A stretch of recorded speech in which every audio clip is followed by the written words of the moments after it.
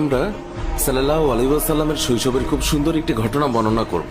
হযরত হালিমা রাদিয়াল্লাহু তাআলা ছিলেন হযরত মুহাম্মদ সাল্লাল্লাহু আলাইহি ওয়াসাল্লামের দুধমা। হালিমা রাদিয়াল্লাহু তাআলা বলেন, যেদিন থেকে মুহাম্মদ আমার জীবনে আসে তখন থেকে আমার জীবন বরকতে ভরে যায়। তিনি এতই বরকতময় ছিলেন যে তার নামও রেখেছিলাম বরকতময়। হালিমা রাদিয়াল্লাহু তাআলা বলেন, একবার খরা হয়েছিল, জীবজন্তুরা না খেয়ে মারা যাচ্ছিল, কিন্তু আমার বাচ্চারা যেখানে ছাগল নিয়ে যেত সেই ছাগলগুলো ভরপেট খেয়ে আসতো। এই অবস্থা দেখে গ্রামের মানুষ তাদের বাচ্চাদের বলতে লাগলো, হালিমার বাচ্চারা যেখানে ছাগল চড়ায় তোমরাও সেখানে যাবে। এরপর থেকে গ্রামের অন্যান্যরাও হালিমার ছাগল যেখানে চড়াতে নিয়ে যেত সেখানে তাদের ছাগল নিয়ে যেত।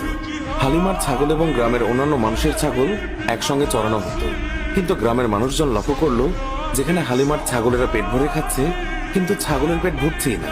হালিমা তখন বলেছিলেন, এগুলো তো সবই মুহাম্মাদের বরকত। তিনি আরো বলেছেন, যখন কারো ছাগল অসুস্থ হয়ে পড়তো তখন গ্রামের মানুষ তাদের ছাগল নিয়ে আমাদের ঘরে চলে আসতো, আর তখন মুহাম্মাদের হাতের স্পর্শ ছাগলের গায়ে বুলিয়ে নিত এবং সঙ্গে সঙ্গে ছাগল সুস্থ হয়ে যেত। এছাড়াও গ্রামের কোনো বাচ্চা অসুস্থ হলেও মুহাম্মাদের কাছে নিয়ে আসতো। মুহাম্মাদের নরম হাতের স্পর্শে বাচ্চারাও সুস্থ হয়ে যেত। একদিন হালিমার মেয়ে